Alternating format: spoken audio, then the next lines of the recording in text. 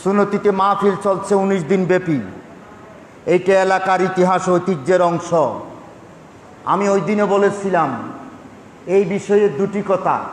এক নম্বর, এটাকে হেদায়েতের মাহফিল হিসাবে আপনারা যাবেন, অংশ নেবেন। 2 নাম্বার, আপনারা সাহায্য এবং সহযোগিতা দিবেন।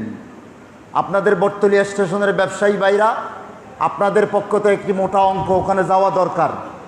এই 2টা কথা আপনাদের উদ্দেশ্যে। সিরাত মাহফিল কর্তৃপক্ষের উদ্দেশ্যে 2টি কথা। 1 নম্বর, সেখানে মহিলাদের আনাগোনা বিগত বছরগুলোতে যেভাবে হচ্ছে, এই বছর কি হচ্ছে আমি এখনো জানি না। এটা কিন্তু সন্তোষজনক নয়। সিরতের সাথে এটা যায় না, সিরতের সাথে এটা যায় না। এইটুকুন শুধু বলবো, এই ব্যাপারে আশা করি ব্যবস্থা নেবেন।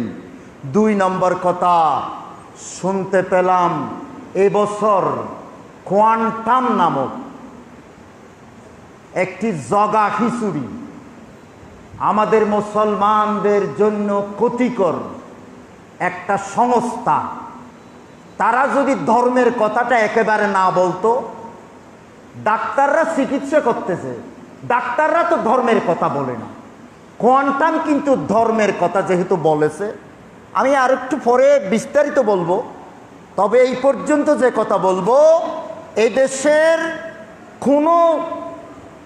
কোনো প্রকার আলেম কোয়ান্টামকে সমর্থন করে না। এটা আমাদের ইসলামের জন্য ক্ষতিকর। কোয়ান্টামের স্টলকে অবিলম্বে যেন বন্ধ করে দেওয়া হয়। কোয়ান্টামের কর্মীদের সহযোগিতা নেওয়ার প্রয়োজন আছে বলে মনে করি না। সুন্নতির মানুষগুলোই যথেষ্ট সুন্নতির মাহফিল পরিচালনা করার জন্য, ঠিক কিনা?